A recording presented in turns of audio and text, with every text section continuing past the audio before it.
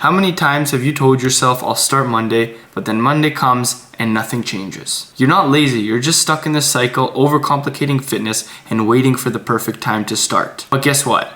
That time will never come. If you're busy, stressed, or just can't stay consistent, this video is for you. I'm breaking down 5 simple ways to stay on track when life gets hectic. Let's get right into the video. And if you're new here, my name is Matthew. I'm an online fitness coach who specializes in helping busy professional men who struggle to find time for health and fitness.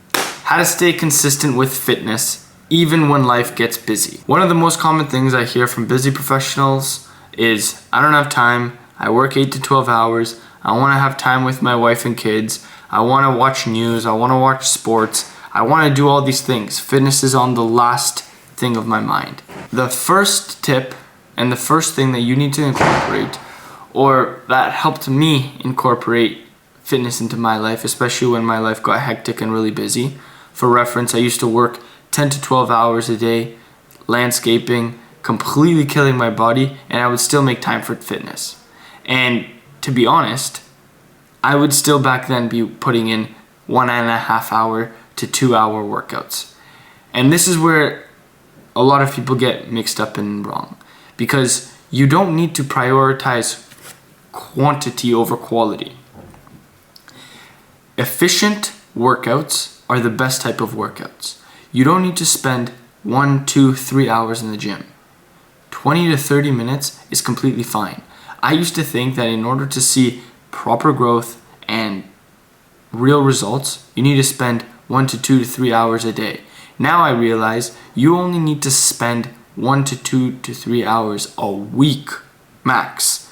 And that's if you just want non-Arnold Schwarzenegger results. A lot of people get scared out of the gym because they don't have 2 hours a day to spend towards working out, staying active. But just incorporating 20 minutes a day is going to completely change your life. So prioritize effective and efficient workouts rather than extreme long workouts. And you can do this by planning out on your app, if you're with a coach like me that gives you an app, or on a piece of paper, or even on your notes app on your phone.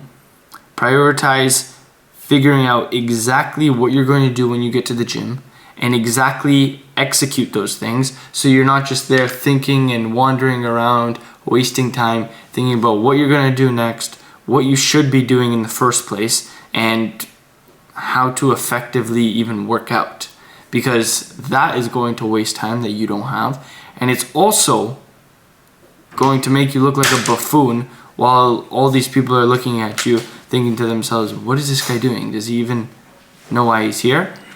But don't get fooled. You will be that guy at the beginning, but you cannot care. You are bigger than that. You don't care what people think.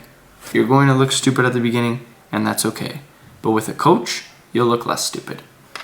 So, number 2, make fitness a non-negotiable habit.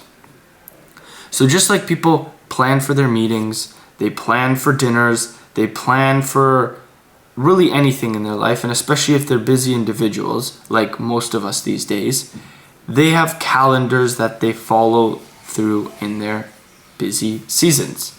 Because maybe it's not busy 24/7, maybe it's just busy through like a 6-month period of their life, and in those 6 months they completely tear out fitness because that's the least of their priorities. Okay, well, when your heart stops working and you've prioritized business meetings over your health, give me a call and tell me how much more your meetings were more important than yourself and your health. But for all jokes aside, it's just making fitness a non-negotiable habit that makes it the easiest start to the day. So for example, if you have an extra 30 minutes in the morning before your meetings to clear your head, that's all that it really takes. Proper planning prevents poor performance. The 5 P's. Planning prevents poor performance. Yeah, 5. Just making sure it's 5. And that's a quote that my brother told me. I'm pretty sure he got it from somewhere else. But it's important to note, because when you plan out your day, when you plan out your life around fitness, which is extremely important in my opinion because it sets the tone for the rest of your day, the rest of the people that are going to be spending time around you and your energy, and the rest of your performance for your businesses, for your way you interact with people. It's just simple to note that your health is your wealth. So if you prioritize your fitness and if you show yourself, okay, this is how I'm going to live my life, my day, and spend the rest of my time, then I don't have to worry about if my friends want to invite me out for lunch because I've already completed this assignment. Or let's say you get back home earlier from work, or if you have time after work and you want to spend time watching sports or go out with a dinner with your wife, etc. You've already planned out your day, you've already hit your workout, you've already made your fitness a priority so you can enjoy the rest of your day. But if you're sometimes not a morning person and you don't like to get the most important things done right away in the morning, you could also do it in the evening. But then the problem with the evening, there's always excuses. Like I was mentioning, lunches, dinners, spending time with the wife, kids, movies, TV shows, stuff like that always arises. So if you could stay disciplined enough, and if you have the motivation and if you have the mental energy to say no to those things after work, for example, like, no, I don't need to waste my time watching the news. Like, what is that going to benefit you? Then yeah, hit your workouts and plan your fitness accordingly in the afternoon. Number 3, master quick and simple meal prep.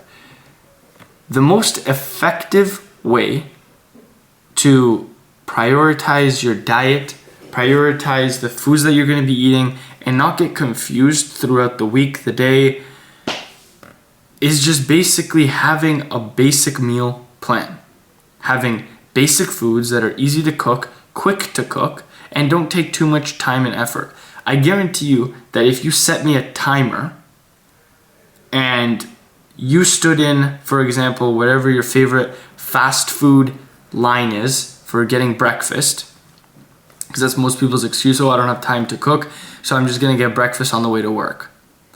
If you stood or set a timer by the time that you stood in the line, especially in the morning, trust me, I know those lines are enormously long, whether it's Starbucks, Tim Hortons, McDonald's, there's at least 15 people there.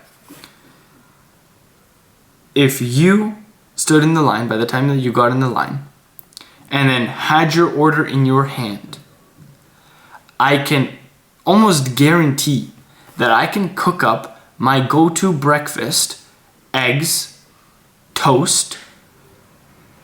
Yes, I can have toast because bread is not going to make you fat. Excess calories make you fat. I know that's what some of you are thinking. Avocado, and sometimes when I'm on a bulk or when I'm eating in a calorie surplus, cheese. And then some sort of protein. Usually I like to have pork because I like pork in the morning. That is going to be done much faster than you receive your McDonald's order in your drive-thru. Why? Because it's simple. Open up the bread, butter, toast. Whip up 4 eggs, boom, pan. While those are cooking, I put in the pork before the eggs, have the pork cooking a minute and a half each side, boom, have that drying on the pan for me, put the eggs, whip up the eggs, cut the tomato in half, serve and eat.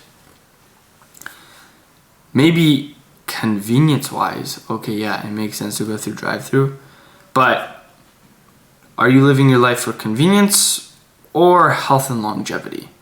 Those are the things you have to ask yourself. Doesn't have to be complicated, it's pretty simple. And also, think about what you're going to have throughout your week.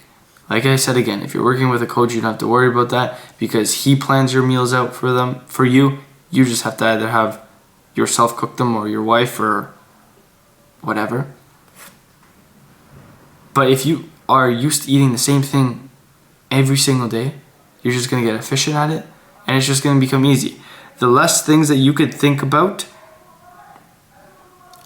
incorporating your decision to lead you to decision fatigue, the better.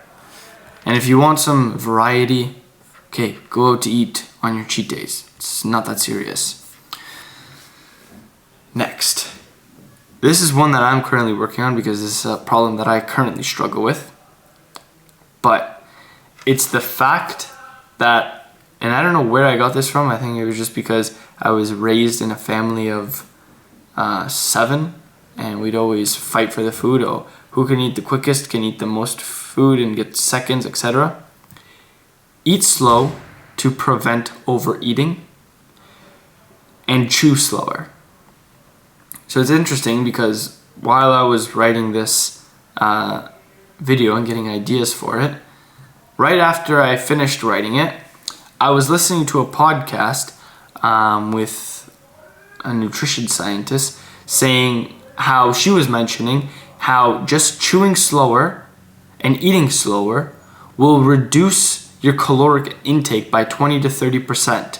Why? Because A, you allow satiety to kick in and tell your body, okay, I'm full.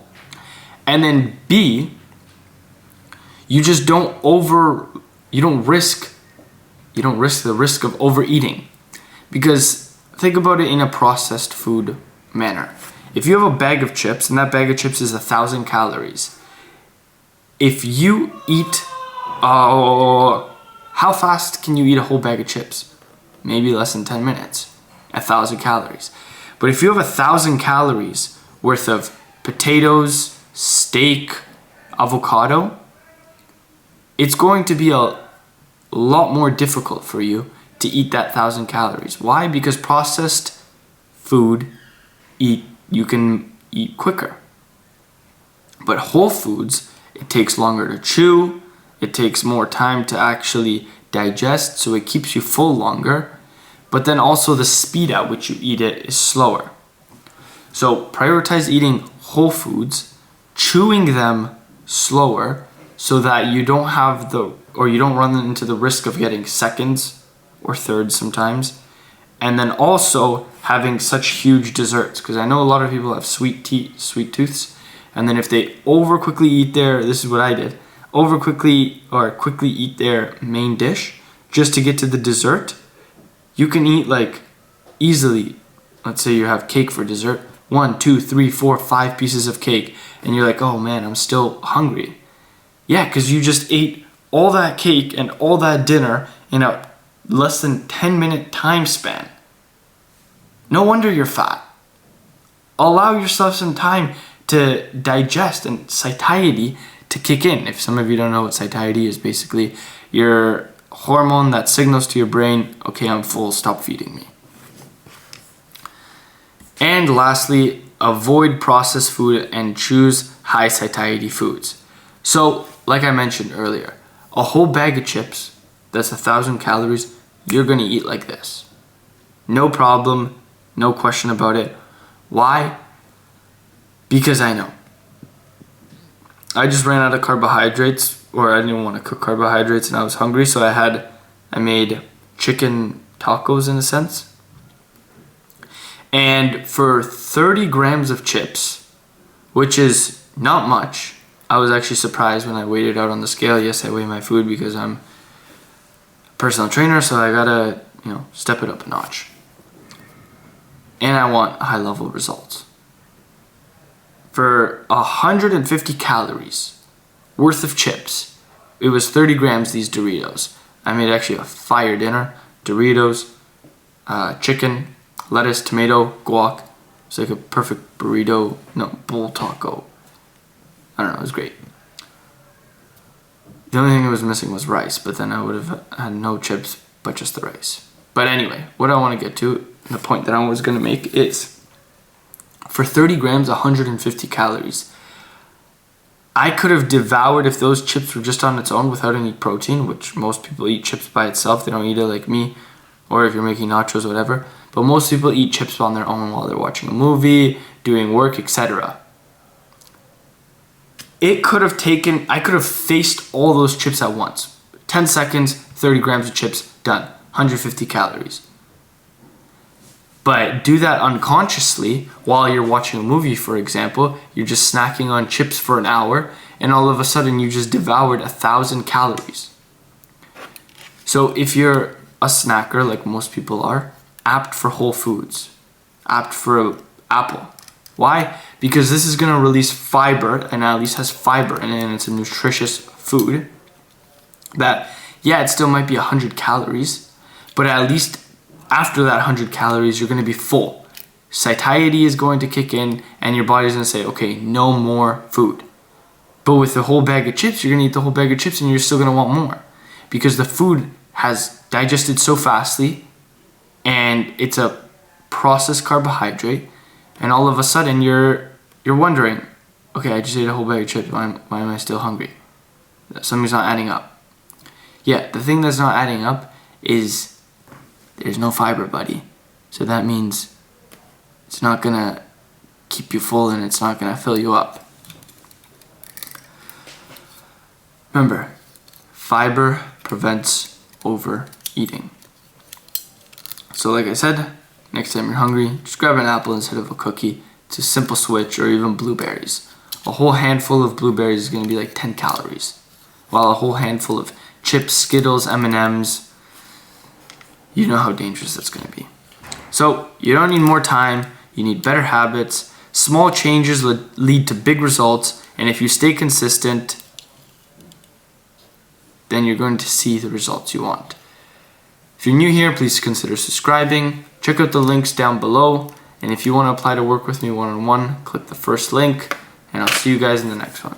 I'll leave you like I always do: create more than you consume, serve others, love everyone, peace.